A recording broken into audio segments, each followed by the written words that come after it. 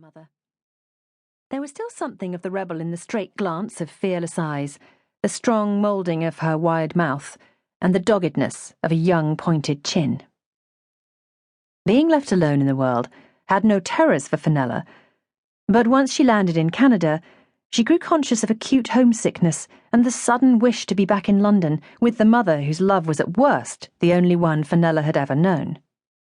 After all, she was only just 21, and what did she know about life in Canada on a cattle ranch, and this father whom she could not even remember?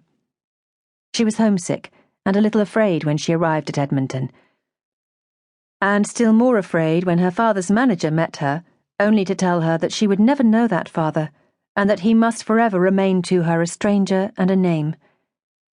Dick Shaw had been killed in an accident, hunting beaver up the Hudson, a day before Fenella landed, and his funeral was Fenella's only welcome from him.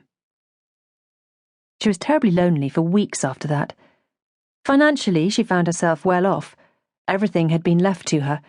She was not unlucky to become the owner of a handsome bungalow and a flourishing ranch, but there seemed little suitable companionship for one of her years and upbringing. Except for the Indian women who were servants, there was nobody within miles, and then only the rough and ready Canadian wives of neighbouring ranchers.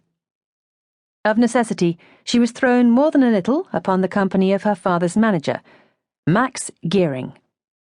Of German and English origin, Geering was a big, fair, handsome man of a powerful, athletic build, with sleepy, long-lidded eyes and a Teutonic passion for music outside his work. Fenella's father appeared to have placed infinite trust in him, and he seemed, indeed, a capable and efficient manager. Fenella was told all round that she could leave her business in his hands with utmost confidence.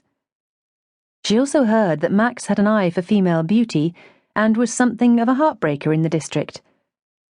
Such a reputation would arouse any woman's interest, and it was not long before the girl, Fenella, looked at and spoke to her manager with feminine curiosity as well as business instinct.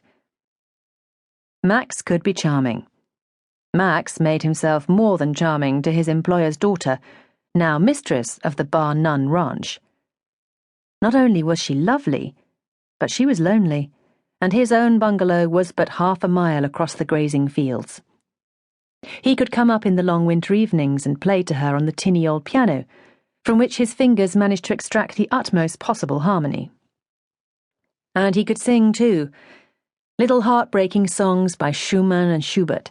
In German, very appealingly, Max delivered these ballads. There was nobody to advise Fenella.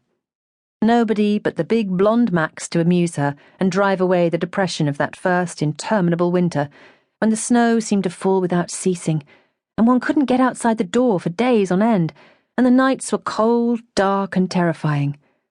Long silences, broken only by the hungry cry of wolves from the surrounding forests. Fenella had ample protection in her Indian servants. Tommaso, the Chippewayan who had been Mr. Shaw's devoted servant, would have died for Little White Lady, as he called Fenella. And there were others ready to die for her. She had gained an immense popularity on the ranch.